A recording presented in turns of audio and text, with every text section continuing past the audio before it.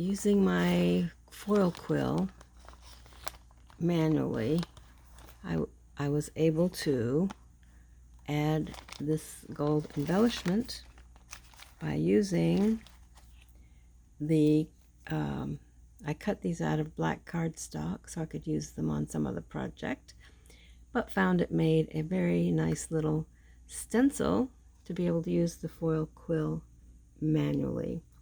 And what I did is, this stuff is still drying. See the little wet spots there? Hasn't completely dried, and I'm sorry, but I used a scrap piece of black cardstock and cut it out. But it has some experimental foil quill on the back, so ignore that, but notice the little protrusions that are not anchored. And what I did is I have put Aleene's Tack It over and over, which is a glue, unless you just let it dry, and then it's just tacky. I use this a lot. You can use it to actually do foiling. You know, if you draw a design with this and let it dry, for example, if I use the stencil or whatever. I've also used it in a pad. I have like a stamp pad filled with this. But anyway, if you let it dry and then place various foils, not necessarily the foil that needs heat, like this one, but it'll take pretty much any foil that can just release. But anyway, what I used it for this time, and I'm letting this dry, is that when I use this again, I found a little problem, not a lot, but when I was making, using the foil quill, those floppy bits, even though this is cardstock, which is certainly better than paper, those bits that might not stay in place will now adhere to my work. And then I can go ahead and do it.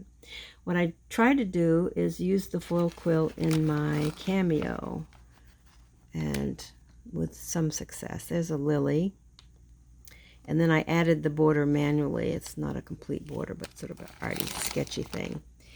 And it messed up a whole lot because things were sliding around and my magnet plate didn't stay put. And so I think it conveys the lily. Fortunately, that lily up there turned out pretty nice.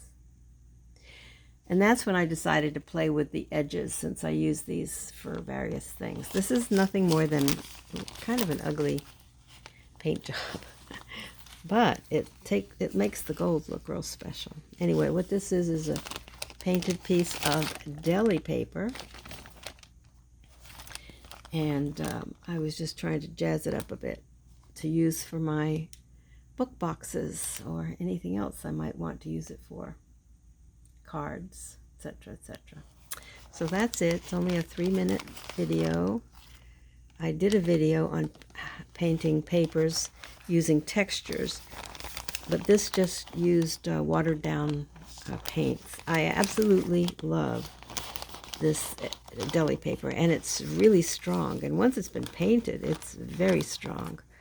And you can mount this on another piece of cardboard, but I have found it's pretty strong to use as is.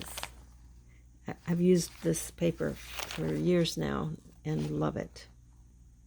Okay, that's my note to myself and tips maybe that others might be interested in.